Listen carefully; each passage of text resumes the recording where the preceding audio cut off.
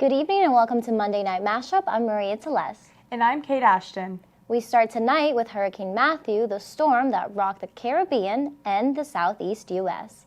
The storm wreaked havoc across the Atlantic, killing over 1,000 people, including 3 in South Carolina, and costing billions of dollars in damages. Governor Nikki Haley has lifted all evacuation warnings for the coast, but thousands are still in shelters or without power. And according to the National Hurricane Center, the storm has downgraded from a hurricane to a post-tropical cyclone. Yet, despite the damages to the state, there was a lack of looting, as normally seen in the wake of natural disasters, and today, thousands are making their way back to their homes on the coast. Well, those who survived the hurricane must now face a brace for a new challenge, the long road to recovery. While people here in the Midlands are returning back to work and school, devastated areas in Haiti and the U.S. are still dealing with the storm's aftermath. To help out the victims, there are several humanitarian projects and funds asking for donations. However, be aware of scams looking to take advantage of the situation. You can find a full list of legitimate charities for donations at www.accuweather.com. I think it's so awesome that people are so willing to help, and there are so many ways that you can get involved in kind of helping us recover. I know personally my family and a lot of friends had to evacuate. So wow. Luckily, I don't live in the area, so I was not affected by any of the damages, but I know that one USC fund is raising money for families who are affected by the floods and the hurricane in general. Yeah, so if you guys are looking for a way to get involved, that's a great start, so be sure to check that out.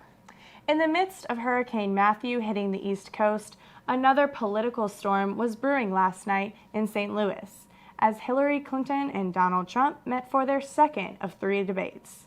Last night's debate was moderated by Anderson Cooper of CNN and Martha Raddatz of ABC News at Washington University. The two candidates answered questions from a group of undecided voters and answered questions from social media. The debate got heated at some points as the two candidates both discussed the controversial leaks they each had last week. The candidates discussed issues ranging from immigration to trade to what they liked about each other.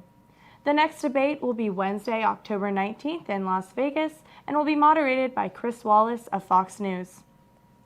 Well, Hurricane Matthew may be behind us, but how does the weather for next week look? Katie Freeman has your forecast for this week and into fall break.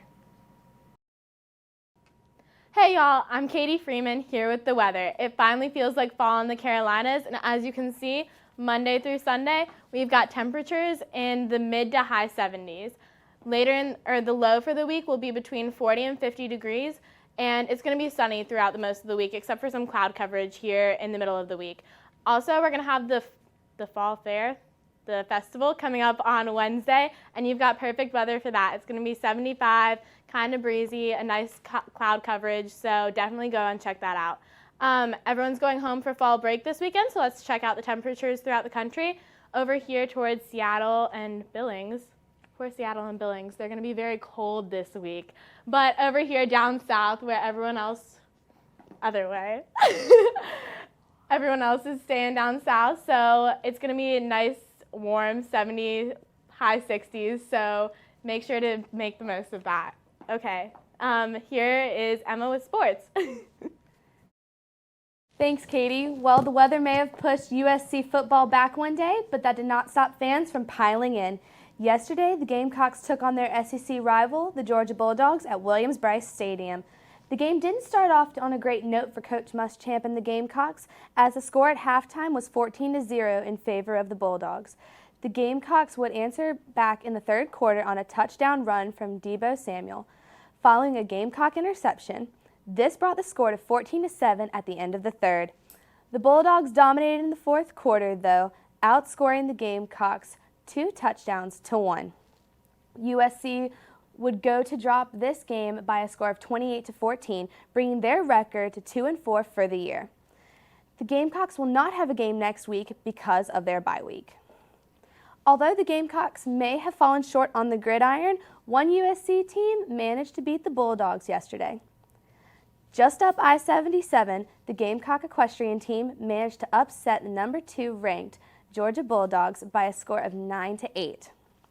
The game was tight for most of the match, but the 8th-ranked Gamecocks managed to come out on top.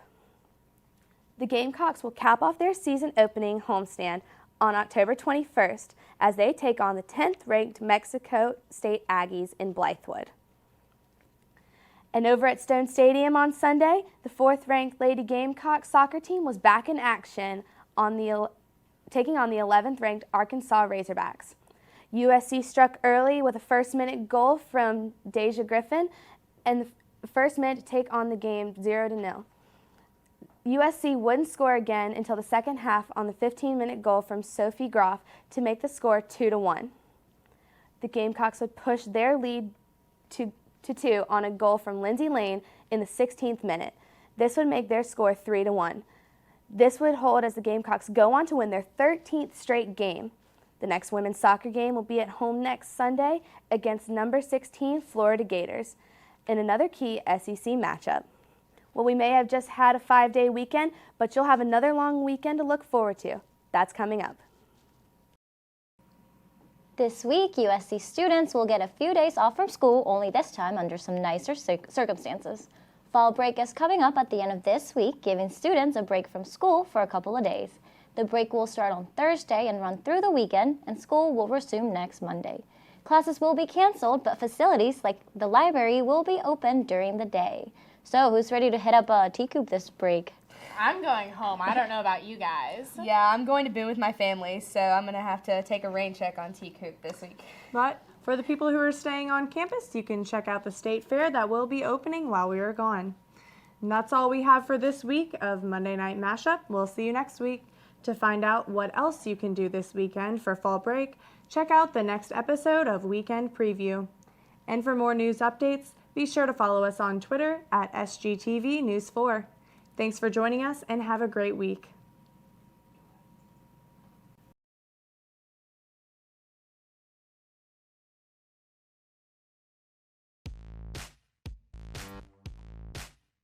Welcome to Monday Night Mashup. I'm Chris Rivera. And I'm Nicole Dennis.